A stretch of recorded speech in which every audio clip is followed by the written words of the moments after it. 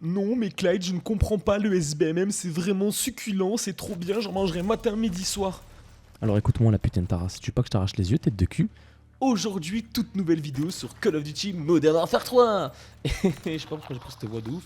Aujourd'hui, toute nouvelle vidéo, les gars, sur je sais pas quelle map, je sais pas quel gameplay. On verra, le débat n'est pas là. On va parler du SBMM. Qu'est-ce que le SBMM? Le SBMM, c'est un truc qui nique toutes tes games. Le SBMM en anglais, avec mon niveau d'anglais succulent et onctueux, c'est-à-dire que d'une échelle de 0 à 10, on est à peu près à 0, c'est le skill based matchmaking. En gros, c'est quelque chose qui te ruine tes games. Je m'explique parce qu'il y a vraiment deux teams. Pour ceux qui vivraient dans une grotte, je m'explique vite fait sur ce qu'est le SBMM. Le SBMM, en gros, admettons, tu achètes le jeu. Tu vas faire 5 games. Tu vas te dire, putain, Modern Warfare 3 a du potentiel, il est trop bien. Je m'éclate dessus, les mecs sont nuls. C'est là que vient la petite douille. Donc, je m'explique. Tu vas faire quelques petites games. Et là, par exemple, tu vas tourner entre 60 et 80 kills par game. Ce qui est convenable, correct. Et bien après, tes 5 prochaines games, elles vont être horribles. Tu vas tomber contre Scump, Apex Penkill, Gotaga, Jean-Michel du 12 au fin fond en train de camper avec son fusil à pompe, ses quadruples mines et sa charge électrique. En fait, c'est ça. Tu vas te faire littéralement casser le boulard. Tu vas te faire... à un moment donné, tu vas même casser ta télé, je pense, tu vois. Et t'as ceux qui sont pour le SBMM, donc qui kiffent ça, qui disent que c'est normal de jouer contre des plus forts, de s'améliorer, mais à un moment donné, tu peux plus t'améliorer, à un moment donné, t'es un petit peu limité, tu vois, même les joueurs pros le disent. Là, je te parle de joueurs pros, pas des youtubeurs comme moi qui font des vidéos, des joueurs pros. Ça veut dire que leur métier, c'est de casser des culs sur Call of Duty. C'est-à-dire que même dans des parties casu, ça devient un peu tendu pour eux, tu vois, ils en ont plein de cul. Donc, qu'est-ce qui va se passer? Il y a deux clans qui vont se créer, ceux qui kiffent ça, et ceux comme moi de l'ancienne génération qui ont commencé Call of Duty sur les anciens. Moi j'ai commencé sur Call of Duty Modern Warfare 2 2009. Je fais un peu l'ancien, mais là j'aime bien faire l'ancien, tu vois. Et qui se disent que le SBM n'a rien à faire ici. Je m'explique et j'ai deux bons arguments. Et je parle... Bref. Je pars en couille. Qu'est-ce que je voulais dire, poto? Ah voilà. Est-ce que je vais recommencer la vidéo parce que je me suis perdu ou pas du tout? Non, parce qu'on s'en fout. On va faire la vidéo comme ça. En gros, j'ai deux arguments pour dire que ça sert à rien. C'est-à-dire que là, nous voyons de plus en plus arriver, et ça a débuté, il me semble, sur Black Ops 2, la Ligue. C'est-à-dire que sur Black Ops 2, tu jouais tranquillement, t'es parti en MME, mêlée générale, domination avec tes potes, tu tombais contre des forts, des plus faibles, des moins forts, c'était mixte. Voilà, la mixité. Et t'allais en Ligue si tu voulais arracher des culs ou te faire arracher le cul et être en classé. Là, sur Modern Warfare 2, le dernier qui est sorti, c'est rentré en vigueur. Sur celui-ci, ça arrive dans la mi-saison prochaine, ce qui est une très bonne chose. C'est un mode compétitif avec des règles compétitives. Mais alors pourquoi il y a un mode compétitif avec des classements bronze, machin, etc. Et pourquoi on se retrouve là en multijoueur à devoir tryhard comme des fous, comme des mecs plus forts que nous et après tomber dans des games où tu roules sur des lobbies, donc les mecs te trouvent encore plus fort, tu deviens le chien de la partie précédente, tu vois ce que je veux dire? Ça sert à rien. Moi je trouve que à l'époque tu lançais ton Call of Duty, t'étais bien, t'étais tranquille, entre midi et deux tu revenais du collège ou de je sais pas où, du lycée, tu lançais ta game, t'étais bien de ouf, t'avais fait tes 3 petites games, que là tu fais ta game, il suffit que t'aies fait des bonnes games. Le soir d'avant, tu vas te faire éclater le cul, t'as même plus envie de démarrer la console. Call of Duty perd des joueurs, ainsi de suite, ainsi de suite. Qui est-ce qui m'envoie des messages? Ah, ok. Et c'est le SBMM. Et donc, qu'est-ce qui se passe? C'est qu'il y a deux clans sur ça. Donc, quand tu fais une vidéo, si tu fais une bonne partie, ouais, on n'a pas les mêmes lobbies, des machins, il y a du reverb boost. Alors, on va en parler aussi, mais il y aura une autre vidéo sur le reverb boosting aussi pour départager un petit peu la vie. Bon.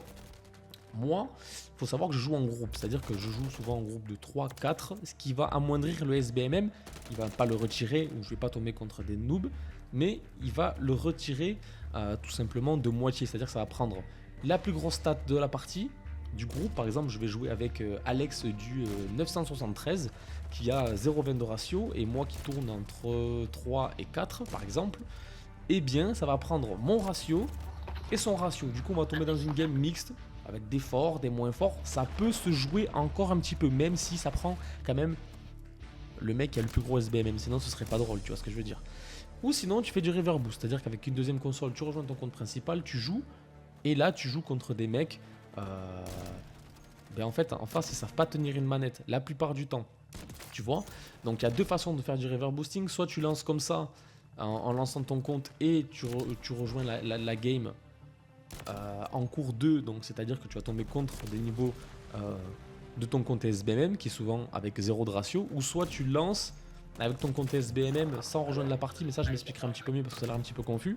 Et là tu tombes sur une partie mixte, c'est-à-dire que là tu peux t'amuser, tu as des forts, des moins forts, tu vas vite le voir de toute façon, mais tu es obligé de filouter un petit peu pour pouvoir passer des bonnes games sur Call of Duty. À la limite, si je vous conseille un mode de jeu pour la mixité, vous allez en 10v10. Il y a des games, tu as des forts, des moins forts. Il y a des fois, tu tombes sur des parties où tu as des plots, des fois des mecs un peu plus forts. C'est vraiment, je pense, le mode de jeu où c'est. Parce que dedans, ça comprend la domination, la MME, le point strat, il me semble.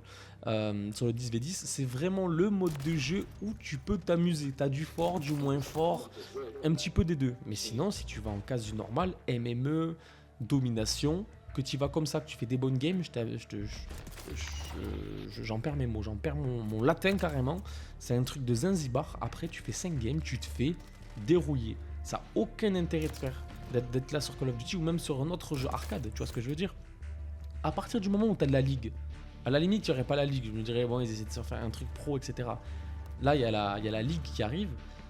Ça apporte quoi là, à ce moment-là, ouais, mettez des grades sur la ligue. Parce que c'est beaucoup plus plaisant limite de jouer en ligue que jouer en casu normal. Parce qu'en ligue, au moins, ça joue propre. Entre guillemets, je m'entends, sans les accessoires cheatés, etc. Mais en ligne, c'est un truc de ouf. Les mecs se prennent pour scump. Des fois, ils sont même pas forts. Des fois, ils sont dans des positions. Ils payent un jeu 70 balles. S'ils n'ont pas payé de l'édition à 110 balles. Pour rester dans chaque map, ils exploitent 2 mètres carrés de la map. À ce moment-là, faites des réducts pour les mecs comme ça, tu vois. Comme ça, ils restent juste dans cet angle-là. Enfin bref, c'est vraiment un sujet controversé. Et je voulais savoir dans les commentaires, qu'est-ce que vous pensez du SBMM? Est-ce que le SBMM, vous êtes pour? Parce que c'est une bonne chose à vos yeux. Chacun va avoir la putain de Sarah, si j'en perds mes mots. Non, en gros, chacun a le droit d'avoir son avis.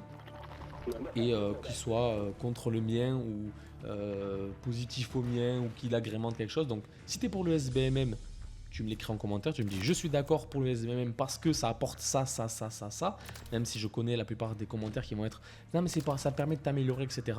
Bon, ça on débat même plus avec les personnes comme ça. Et ceux qui sont de mon avis qui disent bah écoute ouais, le SBMM n'a rien à faire sur un Call of Duty. Étant donné qu'il y a de la ligue derrière, pourquoi il foutre un SBMM? Putain, j'en perds mes mots tellement. Après je suis désolé, pour les nouveaux de la chaîne, vous le savez les gars, en général, je fais pas des commentaires, c'est-à-dire où je fais des cuts, c'est-à-dire je parle, salut à tous, cut. Aujourd'hui, on se retrouve pour une cut. T'as compris? Moi, je fais tout one shot. Ça fait l'authenticité de ma chaîne, ça fait l'authenticité de mon personnage, fait moi, c'est-à-dire que je joue pas de rôle particulier. Et voilà, n'oublie pas de t'abonner parce que j'ai vu qu'on a pris plus de 162 abonnés en 2 petites vidéos et 4 petits shorts. Ce qui est plutôt pas mal, en plus je kiffe, je fais ça vraiment pour le kiff les vidéos. Et de t'abonner, le petit commentaire qui récompense toujours, qui fait plaisir, qui voit que vous avez vu la vidéo, qui vous donne votre avis et ça m'aide beaucoup pour le référencement. Et le petit like aussi les potos. Et on se retrouve pour la fois prochaine sur une autre vidéo. Je ne sais pas encore quel sujet, peut-être une best class et type sniper, on verra. Et on se retrouve à la fois prochaine. Allez, ciao tout le monde.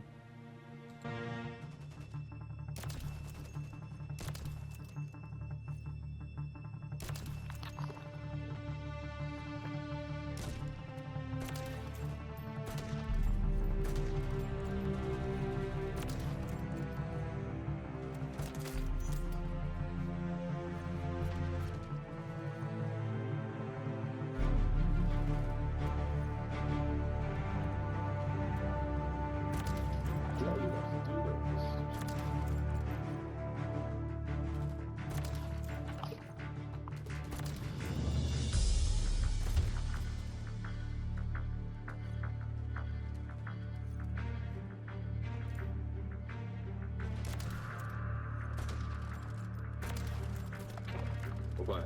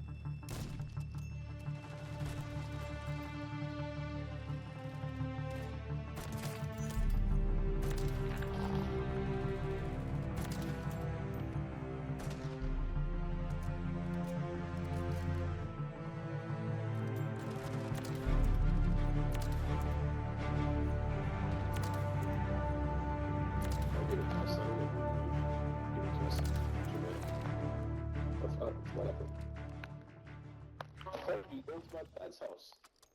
Take that over.